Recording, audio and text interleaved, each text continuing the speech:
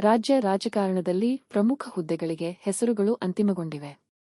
ವಿಧಾನ ಪರಿಷತ್ ಉಪಸಭಾಪತಿ ಸ್ಥಾನಕ್ಕೆ ಹಿರಿಯ ನಟಿ ಹಾಗೂ ಎಂಎಲ್ಸಿ ಉಮಾಶ್ರೀ ಅವರ ಹೆಸರನ್ನು ಸೂಚಿಸಿ ಪ್ರಸ್ತಾವನೆ ಸಲ್ಲಿಸಲಾಗಿದೆ. ಇದರೊಂದಿಗೆ ವಿಧಾನಸಭೆಯ ಉಪಸಭಾಧ್ಯಕ್ಷ ಸ್ಥಾನಕ್ಕೆ ಮಾಂಕಾಳ ವೈದ್ಯ ಅವರ ಹೆಸರನ್ನು ನಾಮನಿರ್ದೇಶನ ಮಾಡಲಾಗಿದ್ದು, ಸಿಎಂ ಹಾಗೂ ಡಿಸಿಎಂ ಸಮ್ಮುಖದಲ್ಲಿ ಈ ಪ್ರಕ್ರಿಯೆಗಳು ನಡೆದವು.